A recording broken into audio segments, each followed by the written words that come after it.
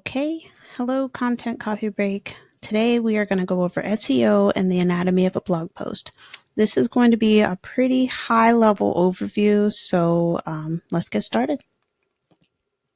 So what is SEO? SEO stands for search engine optimization.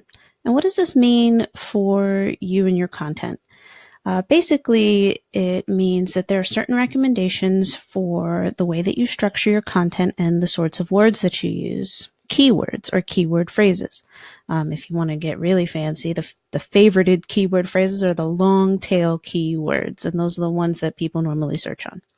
But the recommendations for SEO normally change a few times per year. Most recently, I believe we had, I think it was in May, where they changed the word count or the character count for meta descriptions, which are what is the description that appears above, beneath your title in search engine results. So what is the purpose of SEO? A lot of people confuse the purpose of SEO recommendations. They think that the whole point of SEO is to rank on the first page. And this is kind of human nature. We kind of think everything is focused on us. But as a writer, you can never forget that SEO is not for you. It is not for your site or your client's site or your business sites to rank on the first page. That's not why Google created SEO and continues to invest so much time and effort and development into it. Google does it for its customers, for its users. So their goal is to connect the users with the content that will answer the questions that they're asking whenever they hit, okay, let me Google, when should I call the doctor for my child's fever? Let me Google natural ways to take care of a sunburn. So the long tail keyword, by the way, for that might be natural ways to heal a sunburn. Anyway, so basically the way I like to think of it is that if Google is the gate, SEO is the key, right? And so yes, so it's something that you should never ever forget. Their goal is to satisfy their customers, not get your site onto the first page. Now, jumping right into the anatomy of a blog post, you've got your headline, which is your title. And this is what people will see in the search engine results and in social shares. It may be something that you share in your emails. So you want to make sure that it's something that will encourage them to click on it. You've got subheaders, which identify the subtopics within your blog post, and it kind of helps guide the reader along to where you're going next. Like when you read a subheader, you're kind of prepared for the content that you're about to read. And then you've got the body, and this will be where you educate or entertain your readers. There's usually one or the other, sometimes both. And then another really important aspect that writers tend to forget are their visuals. If you're a Puritan and you're like, oh, I'm a writer and I don't mess with images. If you're going to be either, a small business owner who writes their own blog posts, or if you're a freelancer, it's really best to at least offer to find images and things like that for your clients. It's one less thing they have to do, and that, it doesn't have to take you a lot of time once you develop a system. Yeah, that wasn't the end. I know that last slide kind of makes it look like it's the end, but it's not. Let's get into the details now. All right, so your blog post headline. Now, this is something we have in common with copywriters. People kind of assume that content writers and copywriters are the same, and they're not. But that could be a whole another blog post or video or something. But we do both place a lot of emphasis on headlines and titles. And the reason why is because it's what makes someone click on the search engine results or in a social share to see what it is that you have to say. I really recommend picking a real title until the end, unless you're feeling inspired. You have one of those aha moments in the shower and you're like, oh my goodness, let me write that down before I forget it. Yes, that is when, if you come up with that in the beginning, then go for it. Your target keyword should also appear here. And they say the best recommendation says to have it as close to the beginning as possible. However, you don't want to sacrifice your content for SEO. If you have a wonderful headline and the keyword appears towards the end, okay, run with that. If you think it's going to be something creative that's going to get people to click, then run with that. You know what? Every now and then you get really inspired and you have a title that is amazing, but it doesn't have your keyword in it at all. That's okay too. Because you can kind of incorporate the keyword phrase in other parts of your blog post, and as people share it and Google, crawls it and everything, it'll understand. The algorithm's really smart. The ideal length for a title is 60 characters, and usually that ends up being somewhere between 8 to 12 words. If you do any more than that, then it's likely that your title is not going to display all of the way. And that's important if you've got something clever in there, but it's really long, because nobody's going to be able to see it to get to the clever bit at the end. All right, your subheaders. Yes, they are important. Now, I've got something that's going to hurt your feelings a little bit, but about 70% of the traffic that will hit your site will only scan your blog posts. Yes, I know that's rough, but it is what it is. People normally show up and they're looking for an answer to something, and they want to find it quick. So they scan looking for the answer. So your job, part of SEO, but your job and what SEO helps you do, the recommendations, is to make it as easy as possible for them to find the answer.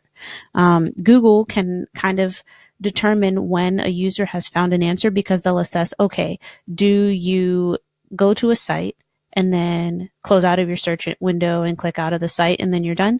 That normally indicates that you found your answer. If you go to a site and then go back to the search results, could be that you didn't find your answer. It could be that you just want more opinions, but it could be that you didn't find your answer. So keep that in mind. Subheaders are a great opportunity for your keyword placement, and you should try to get one of your keyword phrases, your primary keyword phrase, you should try to put it in at least one subheader. All right, I know I've said it a lot. Keywords, let's talk about them for real quick. I could actually probably do a whole video on keywords and keyword research and all that, but we're just going to do it real quick. Your keywords, don't mess them up.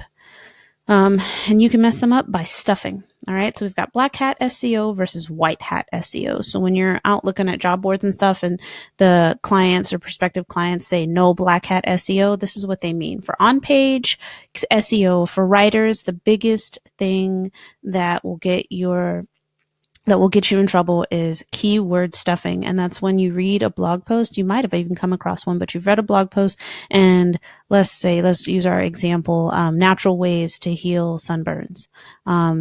You're like, so you're on my blog to find natural ways to heal sunburns. Natural ways to heal sunburns are pretty hard to find, but if you're ready, let's dig into natural ways to heal sunburns. You see, I said that like 3 times, one time in each sentence. That's keyword stuffing. Google normally recommends about 1.5% of the words in your blog post be your target keyword. And you can even get flexible and do things like, okay, there's natural ways to heal sunburn, but maybe you might throw in a few herbal ways to heal sunburns. Because that might be another thing that people look for, and herbs, qualify normally as natural healing, and that could be something that kind of helps you rank for a lower keyword. So before search engines got smart, you saw a lot of bad writing at the top of the search results because they were stuffed with keywords, and Google's users did not like that. So Google got smart.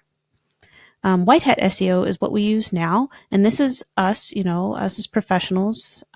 We use this to help blog posts get found by the readers who need them.